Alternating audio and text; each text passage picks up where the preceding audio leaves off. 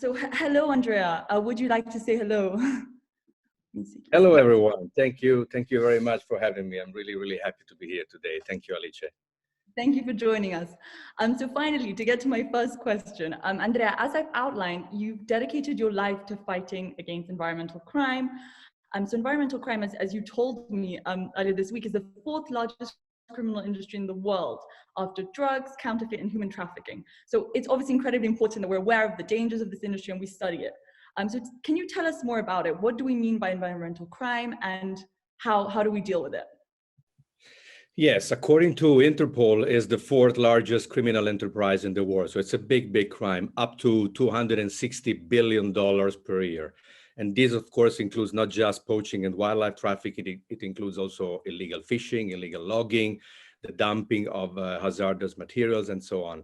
So no wonder that big criminal groups want to put their money on, want to put their hands on it because it's a lot of money with very low risk.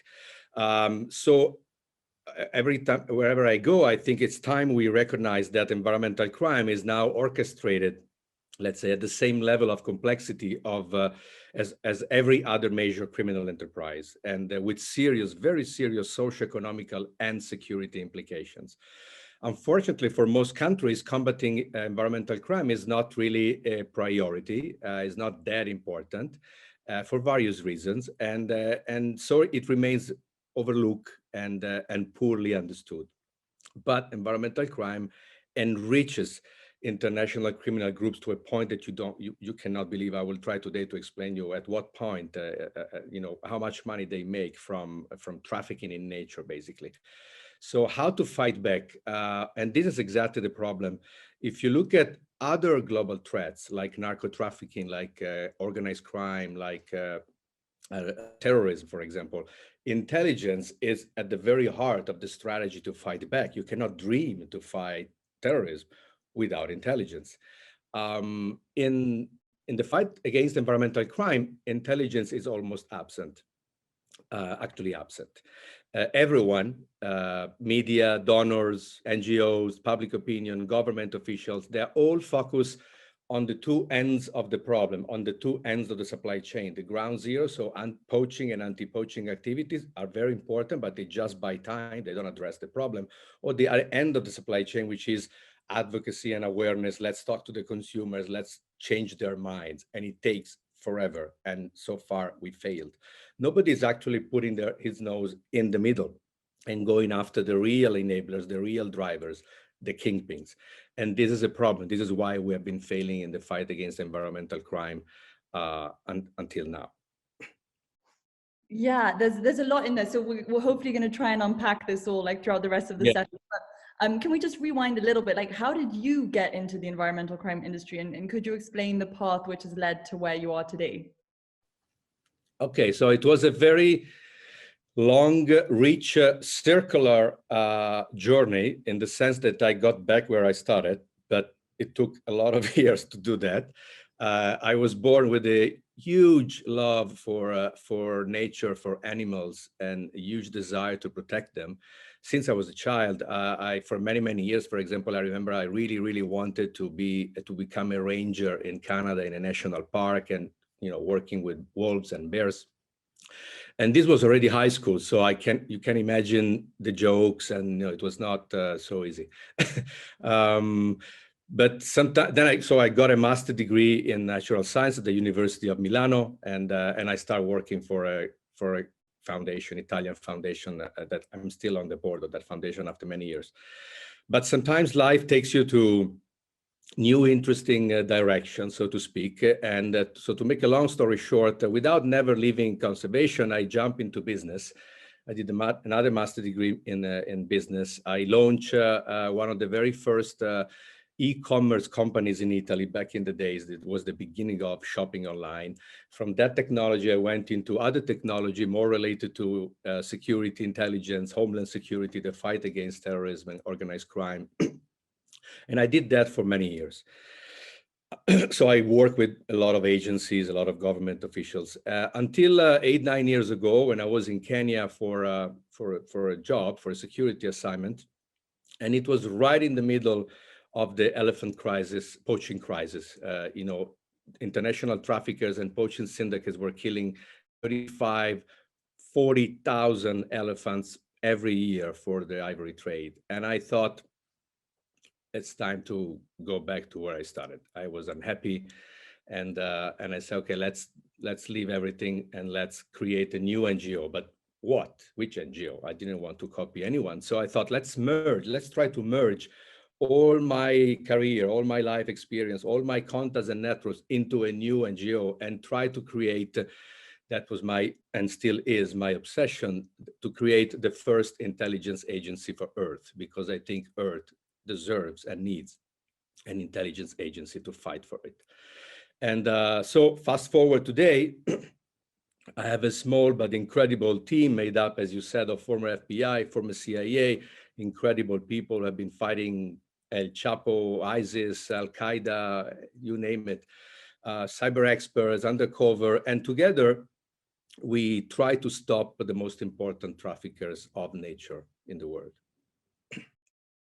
Yeah, that's really inspiring. Thank you so much. So we've already mentioned it a bit before, but could we go back to the ways in which environmental crime and other types of crime are related? Could you elaborate a little bit on that?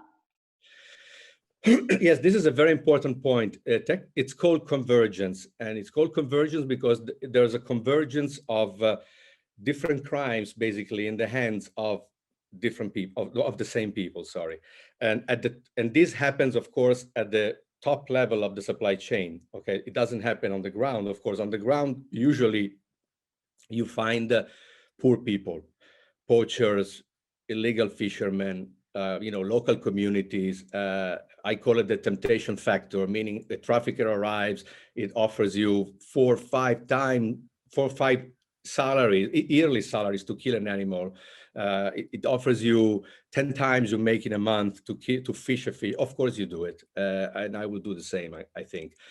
So we go after traffickers, but at the top level, basically transnational criminal networks and wildlife traffickers shares convergence points. So they share the same routes, they bribe the same people, they use the same ways to smuggle stuff out of the country.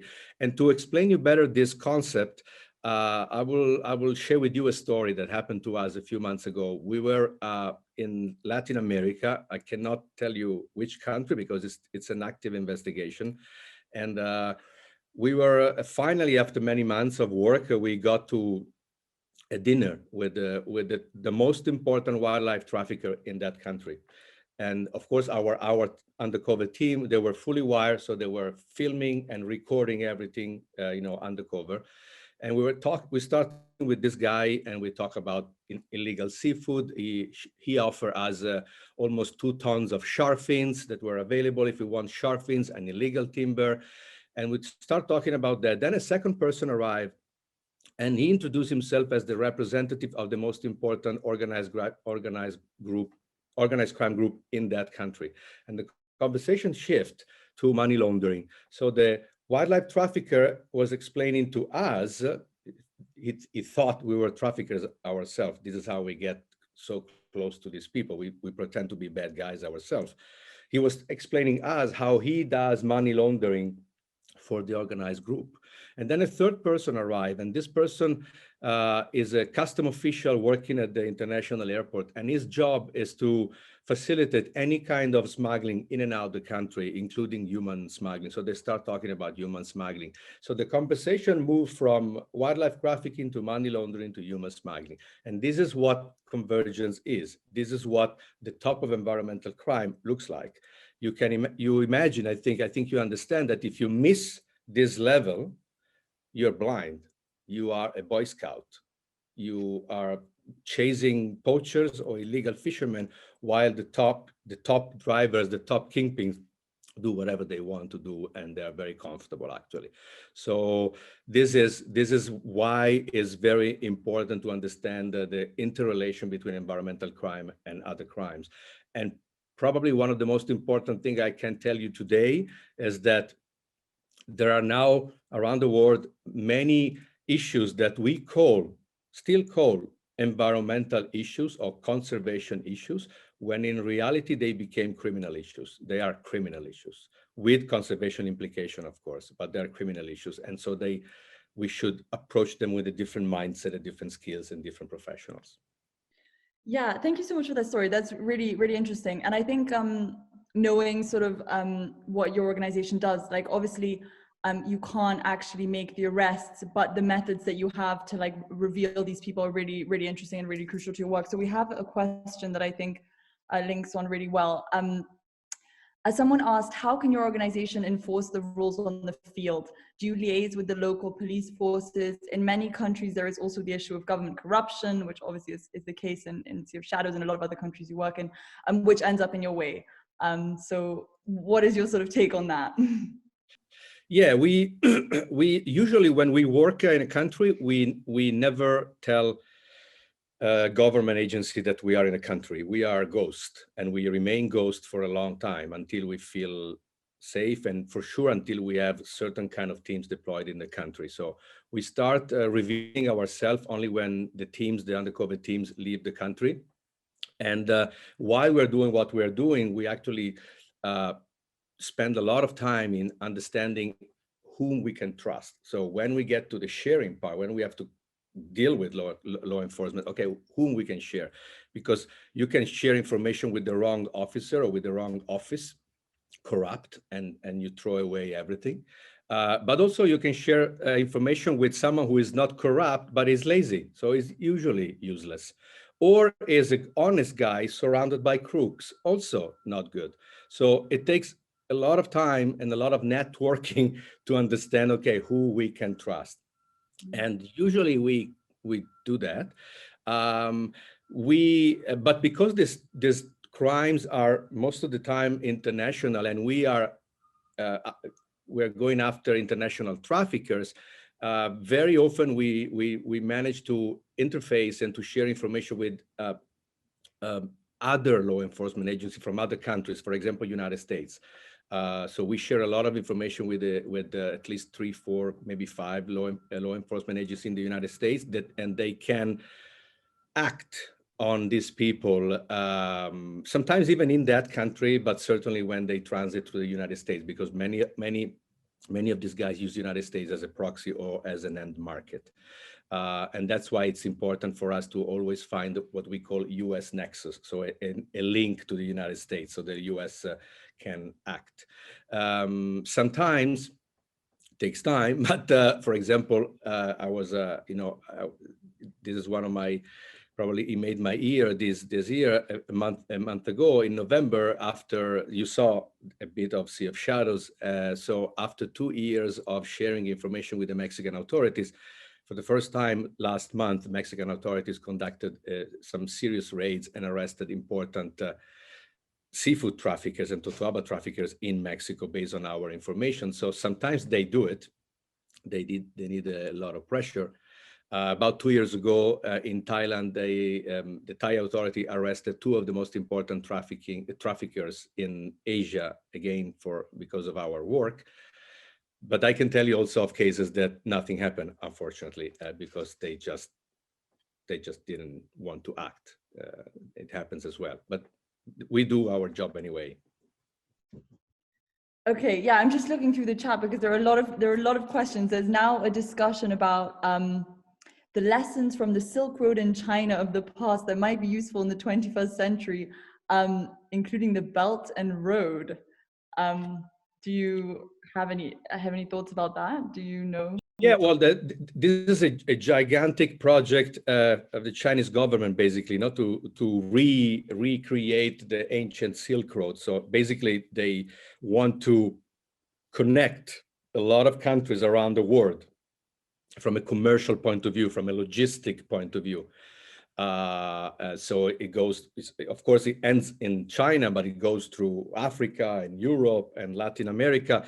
And this, of course, is also a problem for for nature in general, because yes, it means more commerce, more business, probably more positive things, but it also means that it gets even easier for international traffickers to do what they do, and it gets easier to reach wild places. For example, The Chinese government is building roads everywhere around the world, in Latin America, in Africa, and traffickers, and if you want to exploit nature, the first thing you need is a road. Otherwise, it's too complicated to get there.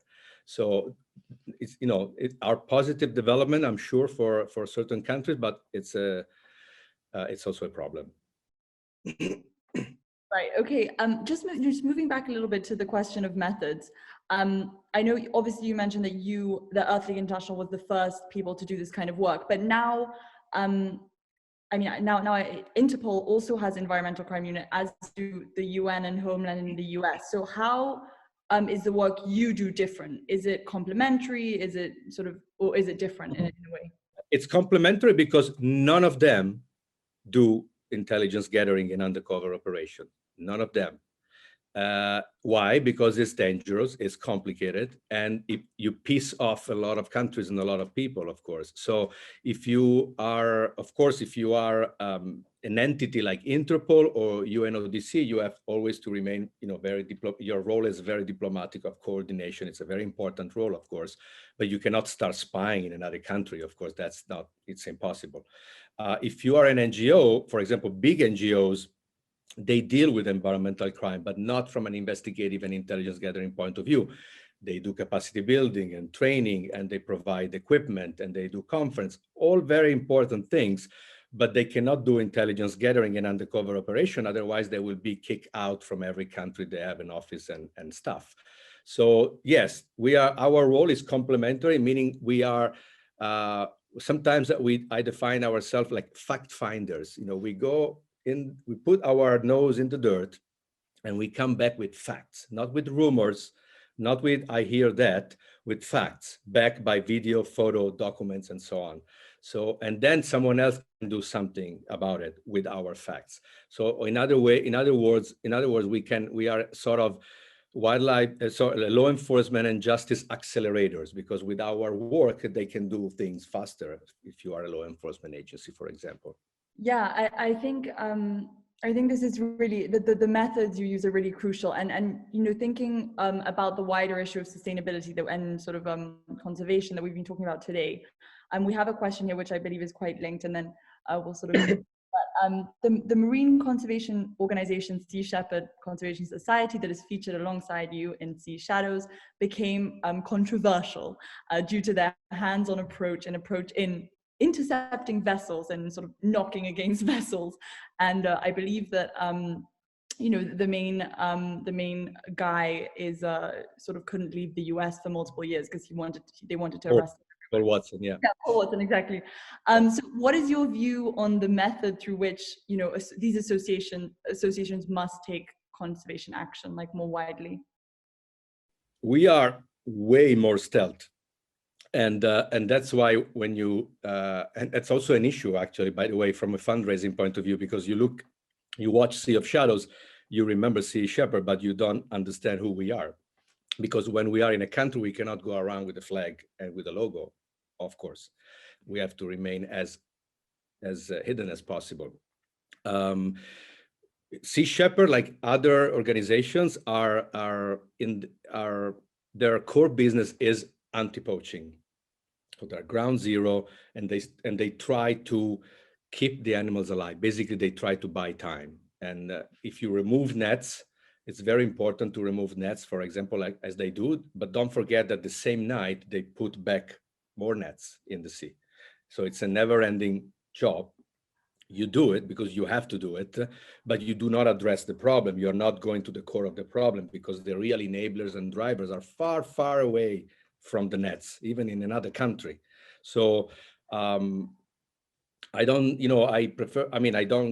criticize the good work of other organizations. I'm just saying that if you want to solve problems, you need to be more strategic, more forward thinking, and go really try to ask yourself, okay, but who are the most important players of the supply chain? Who are the kingpins? Who is important to take out? Which are the right pressure points to apply pressure in order to disrupt the supply chain and really protect the animals or the wild spaces long term? So our approach is completely different. Yeah, I mean, that's key because especially in the sustainability world and sort of climate change fighting world, you know, we have so many initiatives at every sort of level, and you know, some of them sound great, but there's a lot of noise. I think a lot of things that don't actually, you know, make practice. Lots of noise. Yeah. So it's a Lots shame. of noise, and if you allow me, lots of noise, and also, and don't get me wrong, also lots of emotions, and it's okay because I also have emotions, and we are dealing with earth and living creatures, so of course you have emotions. But the whole environmental protection sector is still heavily emotionally driven, and it's not good, because when you just put your emotions, you just act out of emotions. When you need a lawyer, you need a good lawyer. You don't need an emotional lawyer. You don't need a lawyer that starts crying. Right? You need a good lawyer. When you need a surgeon, you need a very good surgeon. You not an emotional surgeon. So in the fight against environmental crime and in general environmental protection, there are a lot of emotions, because guess what? Emotions are very useful for fundraising. You show an animal's dying or to rescue this, rescue that, and immediately you have millions of dollars. Like us, you start talking about crime, supply chain, and I usually lose them halfway because they don't get what I'm doing. So that's why you see emotions everywhere. Yeah, I think it's also a problem, at least at the consumer level, the individual sort of non-technical Yeah, Instagram world, where you know you're yeah, quite, exactly. which is really sad. But anyway, okay, there are lots of more questions in the chat, but we'll be getting to them later, I promise. Yeah. Now, so if we're again thinking about fighting climate change in the wider sense, why is your work like especially crucial to this, and what drives you and keeps you going? So first part of the question. So our mission is basically to protect wildlife, forests, and oceans from criminal organizations, and these include also illegal logging, so deforestation, and the trade of illegal timber. And deforestation is among the top causes for climate change. Okay, together with the burning of fossil fuels and livestock and so on. And guess what? According to various studies, illegal logging is the most profitable natural resource crime. They make a lot of money from deforestation. Um, Institutes like, for example, the Global Financial Integrity estimated that between 60 and 90% of timber coming from South America or Southeast Asia is illegal. Imagine the amount of money that they are making over there. So and is connected to money laundering, because deforestation and then cattle ranching is a great way to launder money coming from drugs and from other crimes. So no wonder that in many countries those things are connected. In Brazil, deforestation is and cattle ranching is responsible for 1/3 of case of slave and slave type labor. So there's a lot of bad thing around deforestation. And don't forget, and here I get a little bit, but don't forget that is also linked to beef.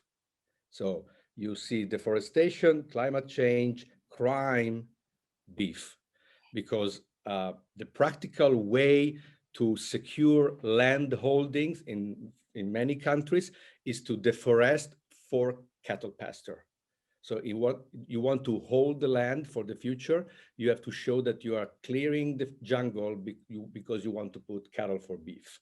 And of course, criminal organizations then work with corrupt government officials to make it happen. So it's all connected, and that's why our work also has an impact on that. Which is terrible because then it's also connected to food waste, where 1/3 of the food we produce is waste. So it's just a whole. All connected. And Yeah. that's why I keep saying it's a complicated matter, and it's dangerous in general, to oversimplify something that is complex. When you oversimplify something that is complex, usually you get to the wrong conclusion, you use the wrong tools, you put the money in the wrong direction. So this is a complex matter, and so it requires time to understand it. Yes, which I'm just looking in the chat. We have a comment about 60 to 90% of South American illegal timber is a great way to launder money from drugs, crimes. 1/3 of deforestation in Brazil is from cattle deforesting. the cattle pastures because Bolsonaro is corrupt. And then someone else also saying, and the EU is corrupt, agreeing the Mercosur beef deal with Brazil. So Yeah, it's a mess. I mean, yes. I mean, I don't want to enter politics, but of course, in Brazil, they have a president that definitely, clearly put business interest ahead of environmental protection, but also the protection of local communities. And when you have a president who does that, then of course it triggers, let's say, it triggers and it facilitates the work of organized crime. It's, of course, they feel safe. How can we follow your projects and how can we support you? So yeah, as you say, we do a lot of things that the public will never see, and that's a problem, of course, because you know, we are an NGO, we are a charity, so we need support from the people, and if the people cannot see what we do, it's difficult. But we do our best to share as much as we can with the public, and in fact, we have a unit, I mean, a group in our organization just in charge of that, to share as much as we can. Sometimes we share stuff, but edited, you know, redacted. And so apart from our public reports, we really believe in the power of documentaries and films. So we did the first with Netflix, The Ivory Game. We did the second one with Nat Geo, Sea of Shadows. They both executive produced by DiCaprio.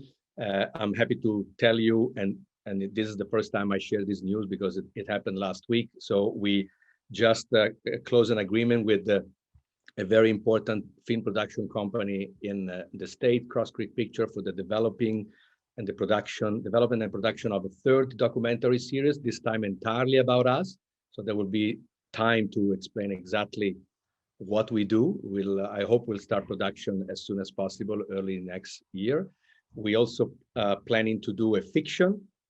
So to finally bring this topic to a broader audience. Documentary are great, but the audience sometimes is a bit narrow. So when we do fiction, you reach a lot of people. We, of course, we launch a graphic novels project to reach different people with graphic novels. We're very active on all social medias. And of course, we are a charity registered in the US. In the US, we don't get money from governments. We get money only from foundation and people. So that's a great way to help us. And also to retweet, repost, resend away what we post on our social media. That's a great help as well.